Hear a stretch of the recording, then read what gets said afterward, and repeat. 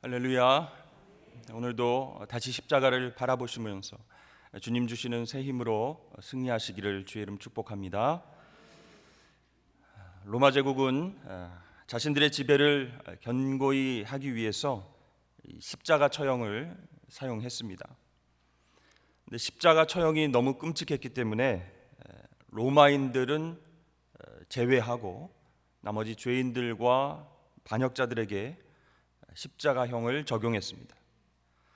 그래서 그 십자가를 통해서 강력한 경고와 동시에 두려움을 갖게끔 했던 것이죠. 특히 이 십자가 위에는 죄패를 붙여서 그가 왜 처형되었는지, 왜 십자가형을 받았는지 많은 사람들로 하여금 보게 해서 범죄를 예방하려고 했습니다. 예수님은 제자였던 가룟 유다에게 은 30에 팔려서 당시 로마의 총독 빌라도에 의해서 십자가형이 결정되었습니다. 예수님의 십자가에도 다른 죄수들과 똑같이 머리 위에 죄패를 달았습니다. 예수님의 죄명이 무엇이었나요? 살인, 강도, 반란? 아니었습니다. 예수님의 십자가 위에는 나사렛 예수 유대인의 왕, 이런 죄패가 붙여졌습니다. 누가 이 죄패를 썼을까요? 바로 빌라도입니다. 19절 말씀에 보면 빌라도가 패를 써서 십자가 위에 붙이니 나사렛 예수 유대인의 왕이라 기록되었더라. 그리고 이 죄패는요, 히브리어, 헬라어, 그리고 라틴어까지 당시 로마 제국 내에서 사용되는 세 개의 언어로 기록되어 있었습니다. 왜 주님의 십자가에는 특이하게도 죄패가 세 개의 국어로 기록되었을까?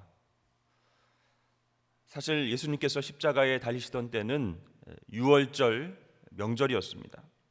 이때는 예루살렘의 수많은 유대인들이 각 지역으로부터 모여드는 그런 때이죠.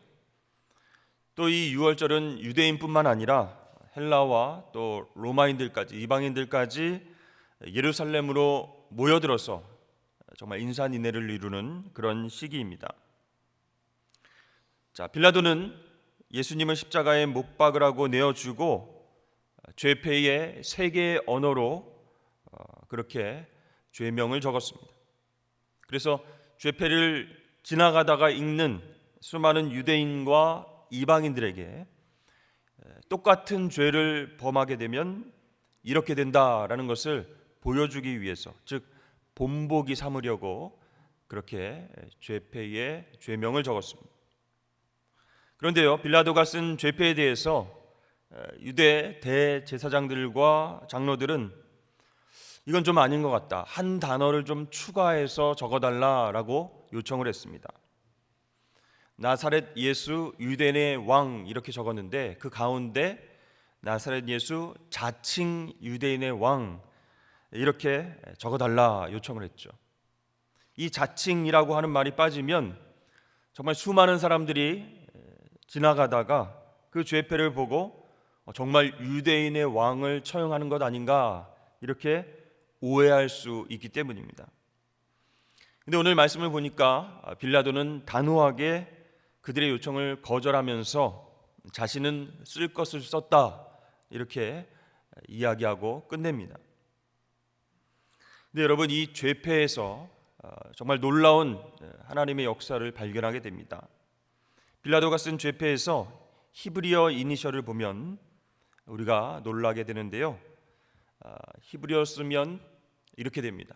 근데 히브리어는 왼쪽에서 오른쪽으로 읽는 것이 아니고 오른쪽에서 왼쪽으로 읽습니다. 알파벳 약자로 쓰면 저렇게 되고요, 그리고 히브리어 약자, 저 단어의 맨 처음 단어를 떼어내면 이렇게 표시를 합니다. 근데 YHWH 이렇게 표기된, 알파벳으로 표기된 그 약자는 바로 야훼 하나님을 뜻하는 단어입니다. 죄패를 실질적으로 보시면 위에 히브리어로 쓰여져 있고 그 밑에는 헬라어, 맨 마지막에는 라틴어 이렇게 쓰여 있습니다. 히브리어 맨 위에 첫 자를 떼어내면 야훼 하나님 이렇게 되어 있는 겁니다. 결국 이 죄패를 통해서 나사렛 예수가 야훼 하나님이시다, 여호와 하나님이시다라는 것을 분명하게 보여주게 된 것입니다. 또 여러분, 십자가 목걸이를 갖고 계신 분들은 십자가에 INRI 이렇게 새겨진 글자를 볼 때가 있습니다. 그게 라틴어인데요, 무슨 뜻일까요? 그것은 예수스 나자레누스 렉스 유데오룸 이렇게 된 라틴어입니다. 나사렛 예수 유대인의 왕이라고 하는 그 뜻의 라틴어이죠. 그래서 앞자만 따서 INRI 그렇게 새겨져 있는 것입니다.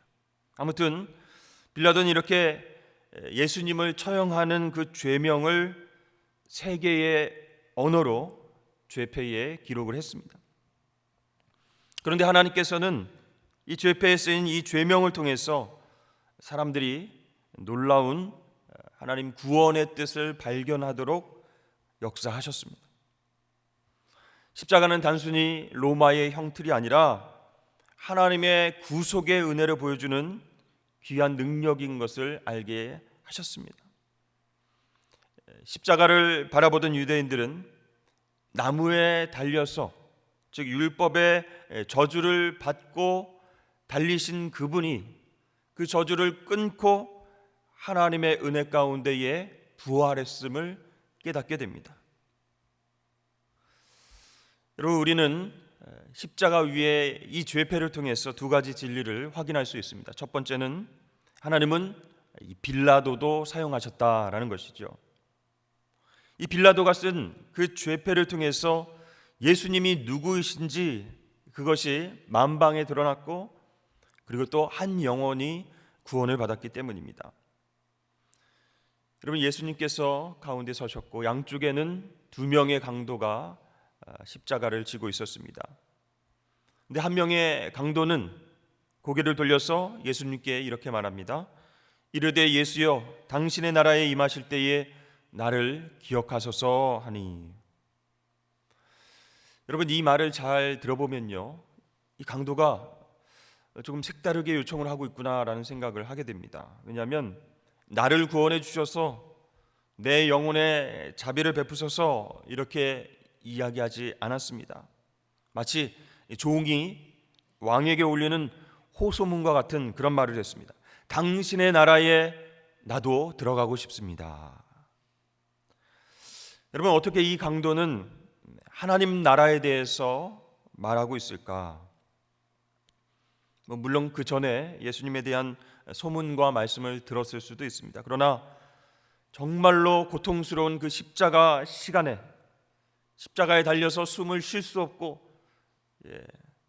팔과 다리에 엄청난 고통이 가해졌을 때 고개를 돌려서 예수님 머리 위에 있는 죄패에 쓰인 그 글을 보았습니다.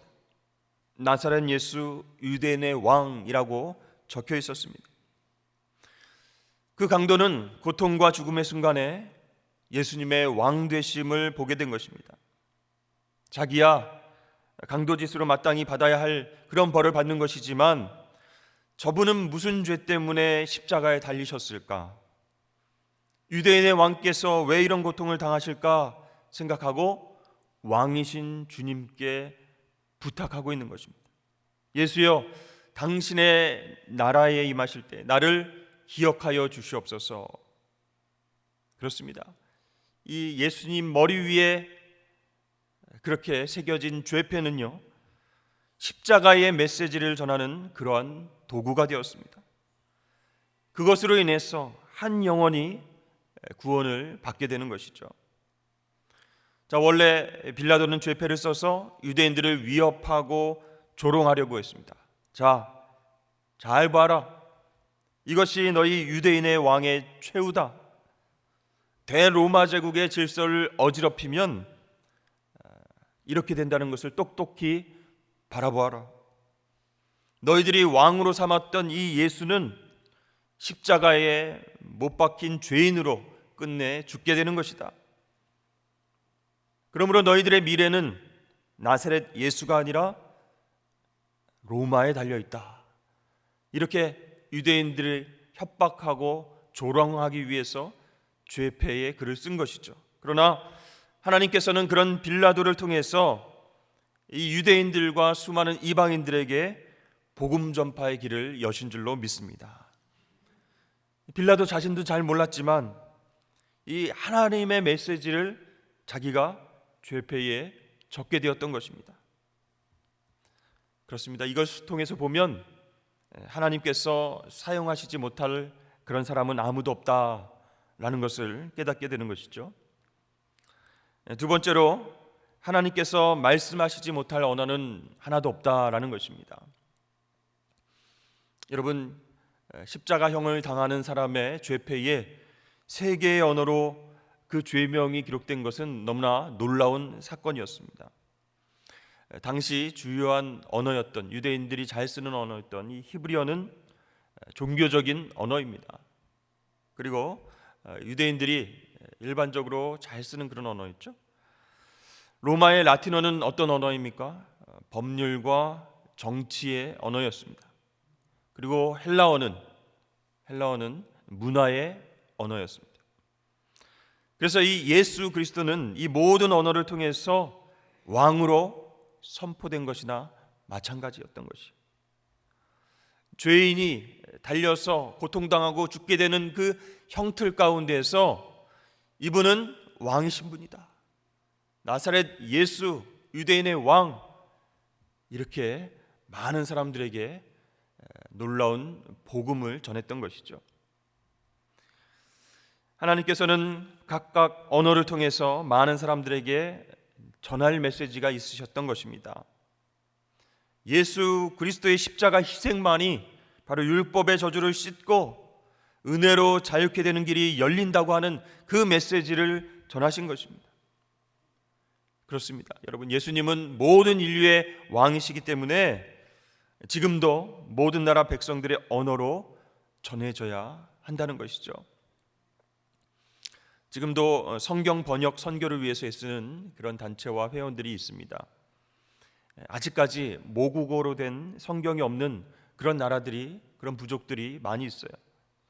또 성경 번역이 안 된 약 6,300개의 언어가 아직도 이 땅에, 이 지구촌에 있다라고 하는 사실입니다. 이 복음이, 예수님의 이야기가 자국어로 번역된 그 성경을 통해서도 지구촌 구석구석 퍼져나가야 할 것입니다. 그런데요, 여러분, 하나님께서는요, 이 말로 된 언어뿐만 아니라 여러 종류의 언어를 통해서도 우리에게 메시지를 전하고 계신다는 거예요. 풍요의 언어, 궁핍의 언어, 또 아픔의 언어, 그 언어를 가지고 우리에게 말씀하실 때가 있습니다. 우리가 살아가다 보면 풍요에 처할 수도 있고 궁핍에 처할 때도 있습니다. 하나님은요, 그 환경 속에서 우리에게 그러한 언어들로 메시지를 주실 때가 있다는 거예요. 그것이 다 포함되어서 하나님의 언어라, 이렇게 할 수 있습니다. 여러분, 그런데 우리는 살아가면서 풍요의 언어보다는 궁핍과 아픔의 언어를 통해서 더 큰 메시지를 깨닫게 된다는 사실입니다. 그런데요, 고난과 아픔과 힘든 그런 일들이 우리를 찾아오면 그 속에서 하나님의 메시지, 하나님의 뜻을 분별하지 못할 때가 많은 거예요.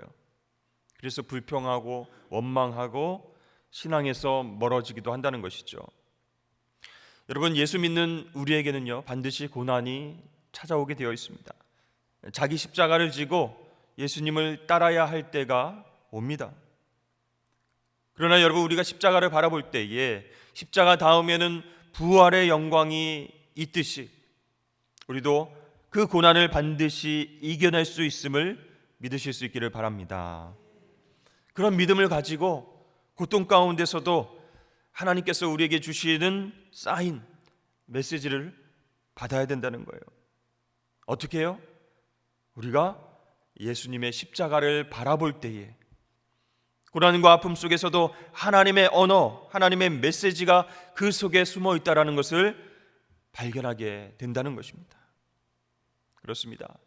우리가 고난과 아픔 속에서 방황할 때에 십자가 위에 쓰신 왕이신 예수 그리스도를 똑똑히 바라봐야 된다는 거예요. 그리고 예수 이름의 권세로, 왕의 권세로 모든 거짓과 속임수와 우상 숭배와 세상 정신을 다 물리쳐야 될 줄로 믿습니다. 그러면요, 우리도 주님처럼 고난과 고통 속에서도 승리할 수 있게 된다는 것입니다. 사랑하는 여러분, 이 십자가 위의 죄패는 하나님께서 빌라도라고 하는 그 악인도 사용하셔서 구원의 역사를 이루셨음을 보여주고 있습니다. 또한 다양한 하나님의 언어로 고통 가운데서도 왕이신 예수님, 그분을 바라보며 승리하라는 그런 메시지를 주십니다. 지금 여러분 개인적으로 고난과 아픔의 자리에 있다면 그 자리에서 고개를 돌려서 예수님의 십자가를 바라보실 수 있기를 축복합니다. 거기에 나의 왕 예수 그리스도라고 하는 글자가 보이십니까? 그렇다면 고백하십시오. 주님, 나도 주님 지신 십자가를 지겠습니다. 왕이신 주님, 나를 다스려 주시옵소서. 더 이상 환경에 이리저리 흔들리지 않겠습니다. 고통과 어려움 가운데 그것에 지배당하지 않겠습니다. 부활의 영광을 저에게도 경험케 하여 주시옵소서. 그렇게 주님 바라보며 나의 왕 예수 그리스도 죄패를 바라보며 승리하시는 저와 여러분 되시길 주의 이름 축복합니다.